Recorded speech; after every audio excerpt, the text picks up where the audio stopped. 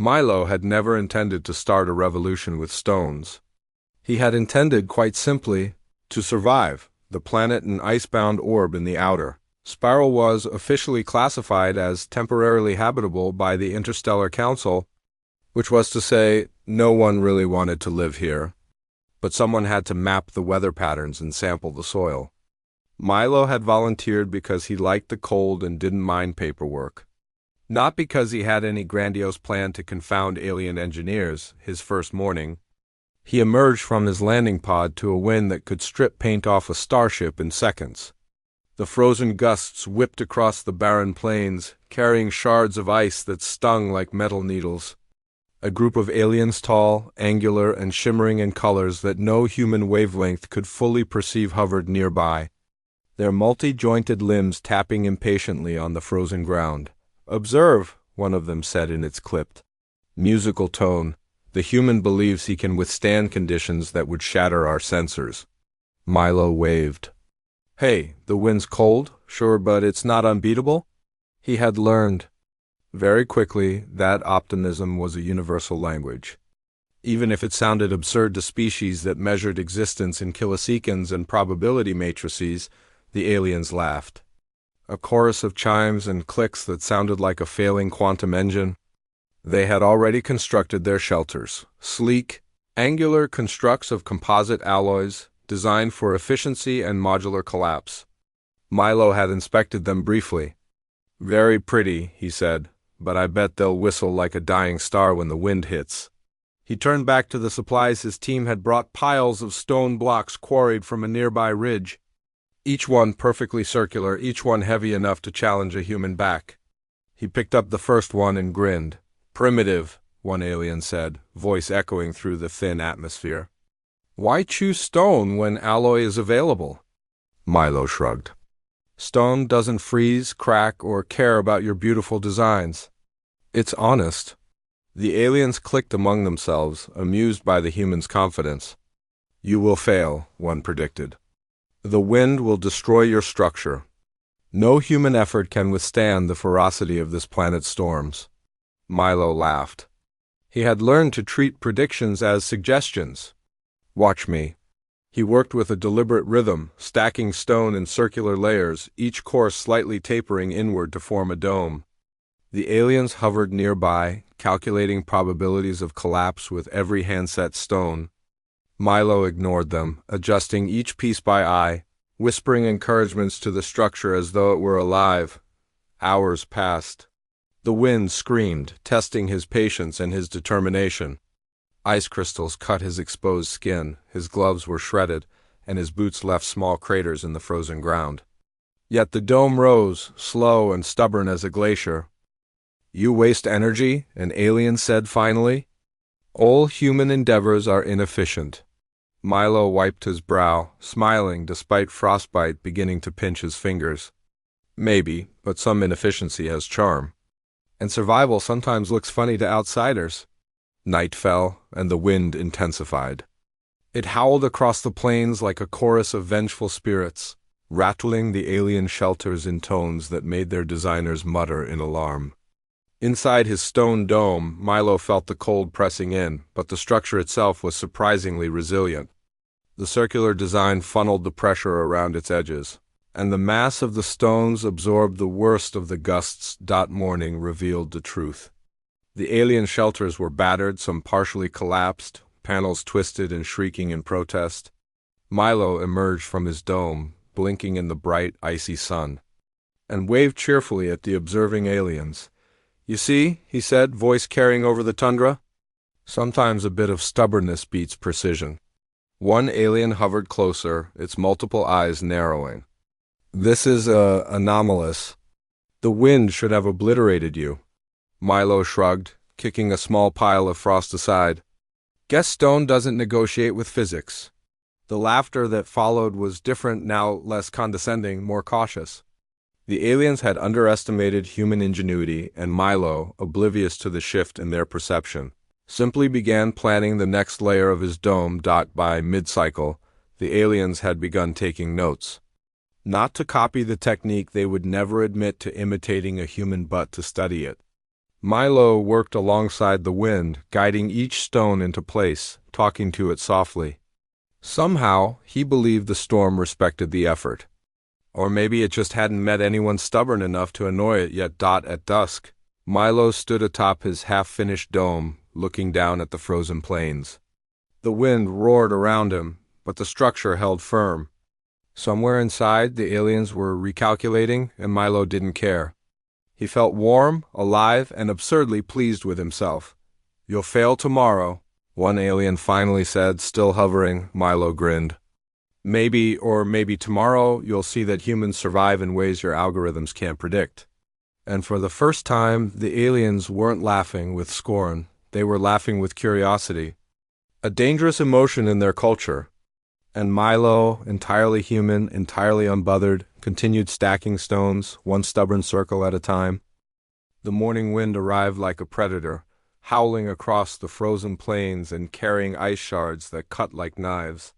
Milo emerged from his dome with a steaming cup of synthesized coffee, squinting against the bright reflection of the twin suns off the ice. The alien shelters nearby groaned under the storm's force, their panels rattling and shifting in ways that made the engineers inside mutter profanities in 4 separate dialects. Milo took a long sip and smiled. "Good morning, weather apocalypse." He patted the smooth curve of his dome, feeling the stone's warmth radiating in contrast to the cold. "Looks like you're holding up fine." From the ridge above, the aliens watched, their multiple limbs folded in ways that suggested shock had replaced amusement. "It cannot be," one said, voice tremulous. "The human structure persists." "Persistence is a human specialty," Milo replied cheerfully, then grabbed another stone, hefting it into place as if the wind were a friend nudging him along. He worked slowly, deliberately, listening to the storm whistle through the dome's circular gaps, adjusting each stone so the gusts would flow around rather than through. "Your design is inefficient," another alien said, lowering itself closer. "All energy calculations indicate collapse within the next cycle." Milo grinned, ignoring the pseudo-alarm in its tone. "Energy calculations don't account for stubbornness, and stubbornness is a full-spectrum resource." They clicked among themselves, uncertain whether to record this human quirk as an anomaly or a threat. Milo, unaware of their internal debates, paused to brush ice from his hair and noticed the tiny cracks forming in the alien shelters. Panels bent in ways that shouldn't have been possible without catastrophic failure, and yet some were still standing, whistling like frightened birds. "Perhaps we underestimated the simplicity of stone," the first alien murmured. Milo heard this and raised a finger. "I told you, stone doesn't argue. It just listens, mostly." The aliens had a hierarchy of pride, and the notion that a mere human could survive on a planet, classified as extreme hazard without elaborate machinery, rattled the foundations of their ego. By midday, Milo's dome was nearly complete. He stepped back, brushing frost from his jacket, and regarded the work. The stones were aligned perfectly in their curve, each one carefully interlocked with the next, forming a sturdy hemisphere that seemed almost alive against the ferocious wind. One alien approached, cautiously, its multifaceted eyes narrowing. "Why do you speak to the stones?" Milo shrugged, wiping sweat from his brow despite the cold. "Encouragement. You'd be surprised how responsive they are if you treat them like allies instead of objects." The alien tilted its head. "Objects are all that we require. Efficiency is all that matters." "Sure," Milo said, "but efficiency won't stop frostbite or boredom. Trust me." A new gust hit, stronger than any before. The alien shelters screamed under the pressure, metal panels buckling, structural struts bending. Milo felt the stones hum under the wind, the dome absorbing the force, deflecting it in smooth arcs. "You are defying probability," the alien whispered almost reverently. Milo chuckled. "Probability? That's a suggestion, not a rule." By the third cycle of the wind, the aliens had begun mimicking his methods, not admitting it, of course, but watching closely, taking mental notes as their instruments measured the dome's vibrations and thermal retention. Milo continued stacking stones, talking quietly as if each one understood a language only humans and stubborn elements could comprehend. "Tomorrow," he said, "we'll add insulation. And maybe a little charm." "Charm?" the alien asked, bewildered. "Yes," Milo said, tapping the nearest stone. "It helps. You should try it sometime." Another gust rolled across the plains, but Milo's dome held. By evening, the alien engineers were reluctantly impressed. They hovered in small groups, murmuring their astonishment while Milo removed his gloves and rubbed his hands together. He didn't notice how their multi-lensed eyes followed his every move, analyzing, calculating, recalibrating what it meant for a human to survive where machines and alloys had failed. "You think you are clever?" one alien said finally, "but your methods are illogical." Milo smiled, brushing frost from his hair. "Maybe, but logic alone won't keep you warm at night." Inside the dome, Milo lit a small, human-safe heater and stretched out on a makeshift bed. The wind whistled around him, but he felt safe. The stones were solid, the dome was perfectly circular, and the aliens were learning that sometimes human chaos and stubbornness could achieve what their designs never could. And outside, the storm raged on, powerless to touch him. The first real seed of respect tempered with disbelief had begun to grow in alien hearts, and Milo, entirely human, entirely unbothered, went to sleep with a grin, already planning the next layer of his improbable fortress.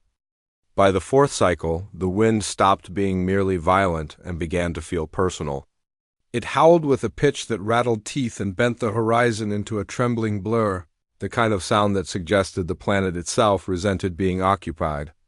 Milo stood outside his dome anyway, scarf pulled up over his face, boots braced against the ice, hands resting on the stone as if steadying a living thing. Behind him, one of the alien shelters finally failed. Not dramatically, not in an explosion of fire and sparks, but with a tired, defeated groan as a key support buckled and the whole structure folded in on itself like a collapsing insect. The aliens scattered, clicking sharply, emergency fields snapping into place as they scrambled for safety. Milo winced. "Oof, that's rough." An alien engineer taller than the rest, its carapace etched with symbols of rank, hovered toward him, defiance barely masking panic.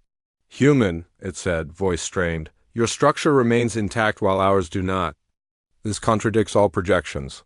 Milo glanced at the ruined shelter, then back at his dome. "Projections don't like curves," he said mildly. "They prefer sharp lines." "So does pride." The alien bristled. "Are you implying our designs are flawed?" "I'm implying they're beautiful," Milo replied, "and beauty isn't the same thing as survival." That landed harder than the wind. The alien hesitated, limbs twitching, eyes flickering with recalculations that no longer felt theoretical.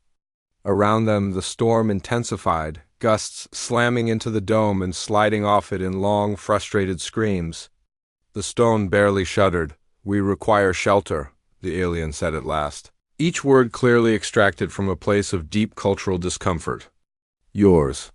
Milo blinked, surprised, despite himself. "You want to come inside?" The alien's mandibles tightened. "This request is humiliating." Milo smiled gently. "Welcome to being alive." He opened the low stone entrance and gestured them in. One by one, the aliens followed, ducking awkwardly, their tall frames ill-suited to human-scaled spaces. Inside, the air was warmer, the sound of the wind muted to a distant, impotent roar. The aliens froze, not from cold, but from shock. "This is..." "Quiet," one whispered. "Stone absorbs sound," Milo said. "And fear sometimes." "Sit wherever you like." They didn't sit. Sitting, Milo would later learn, was a deeply intimate posture in their culture, reserved for moments of trust or vulnerability. Instead, they hovered stiffly, eyes scanning the interior of the dome, instruments uselessly recalibrating. "How does this work?" the ranking alien demanded. "There are no active stabilizers. No adaptive shielding. No response algorithms." Milo leaned back against the wall, folding his arms. "It works because it doesn't fight the wind. It lets it pass. The dome doesn't challenge the storm. It accepts it." Acceptance is not a strategy, the alien said sharply. Sure it is, Milo replied. It's just not a competitive one. The wind slammed into the dome again, harder this time. Dust and frost cascaded down the curved walls, but the structure held. The aliens watched in silence, something like awe creeping into their rigid expressions. You trust this structure, one said slowly. Milo nodded. With my life. The phrase triggered a visible reaction. Several aliens stiffened. One emitted a soft, startled click. You have bonded with it, the ranking alien said. Milo laughed. I wouldn't go that far. But the aliens exchanged glances. In their culture, bonding was not metaphorical. It was contractual, emotional, and permanent. To trust something with one's life was to enter into a reciprocal obligation. This explains the anomaly, another murmured. The human invests emotion into architecture. Milo raised an eyebrow. You say that like it's weird? It is, the alien replied. Emotion compromises objectivity. Emotion keeps you warm, Milo shot back. And alive.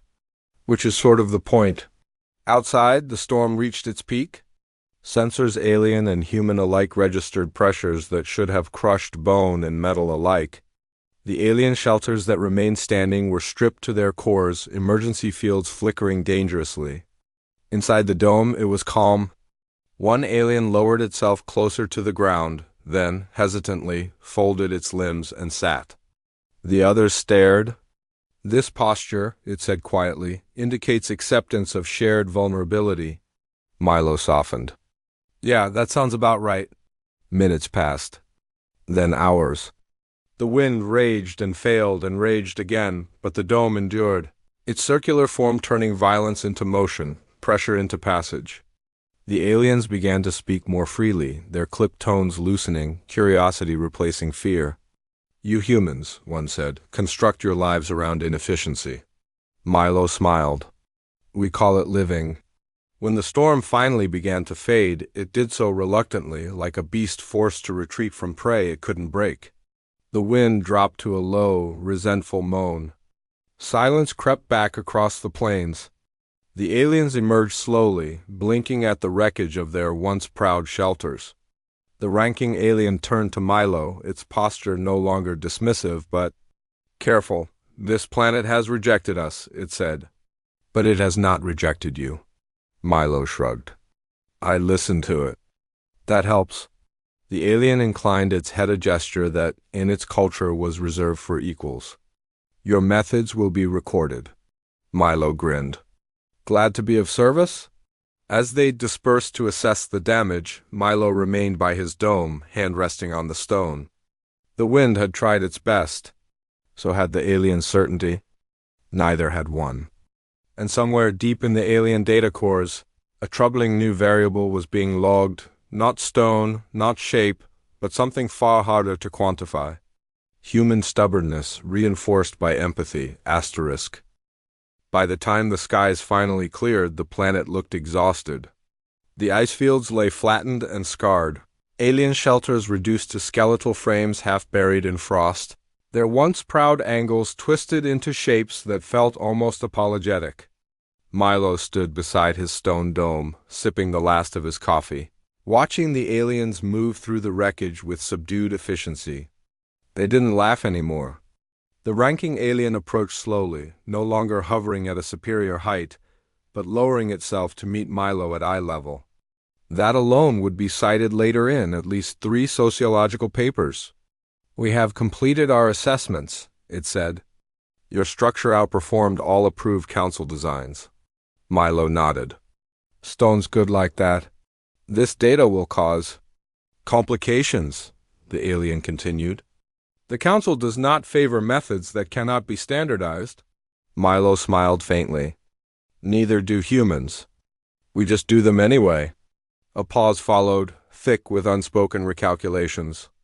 The alien gestured toward the dome. You are willing to share your design? Of course, Milo said. But you won't like it? We will adapt, the alien replied. Milo shook his head. No, I mean you can copy the shape, the materials, the math. That's easy. What you won't like is the part where it works because you stop trying to dominate the environment and start cooperating with it. The alien stiffened. Cooperation implies mutual respect. Exactly. That was the moment. Not when the dome survived. Not when the shelters fell. But when the idea settled into alien minds that the human hadn't conquered the planet at all.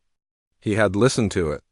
And the planet, in its own violent way, had allowed him to stay. Word spread quickly through the expedition. Alien engineers began dismantling what remained of their shelters, salvaging materials to reinforce stone-based structures they would never publicly admit were inspired by a human. Milo helped where he could, showing them how to stack stone in curves instead of lines, how to leave small gaps to let the wind sing instead of scream. "You design as if failure is acceptable," one alien observed. Milo chuckled. "Failure's a teacher. Humans wouldn't have made it past fire without it." That earned him a thoughtful silence. On the final day of the mission, a council transmission arrived, cold, clipped, and displeased. The expedition leader listened, mandibles tightening, eyes flicking toward Milo's dome in the background. "They are reassessing planetary habitation protocols," the leader said afterward. "Your actions have forced a review." "Sorry," Milo said, not sounding sorry at all. The alien studied him. "You altered a classification system older than your species." Milo shrugged. "We do that a lot." When the transport arrived to extract the team, the aliens hesitated. Several stood inside the stone dome one last time, hands brushing the curved walls, sensors recording data they didn't fully understand. "This structure will be documented," the ranking alien said. "But its success may not be replicable." Milo smiled softly. "That's because it's not just a structure." The alien tilted its head. "Explain." "It works," Milo said, resting his palm against the stone, "because I trusted it. Because I built it knowing I might fail and did it anyway. Because I wasn't trying to prove I was smarter than the planet." The alien processed this, slowly, uncomfortably. "You humans," it said at last, "place faith where logic is insufficient." "Yeah," Milo replied. "And sometimes logic catches up later." As the transport lifted off, the camera drones captured one final image, a lone stone dome standing untouched, amid a field of broken alloy and collapsed ambition. The wind swept around it gently now, almost respectfully. Back on the council worlds, reports would be debated, dismissed, and quietly studied. Engineers would argue. Philosophers would panic. Entire committees would struggle with the idea that survival didn't always belong to the most advanced species, but to the most adaptable. And Milo? Milo returned home with frost scars on his hands, a story no one quite believed, and the quiet satisfaction of knowing that somewhere out there, a planet remembered a human who didn't try to conquer it. He just built a circle, trusted the wind to go around it, and reminded the galaxy of a truth it kept forgetting. That humans don't always win by force or brilliance. Sometimes they win by listening and refusing to move.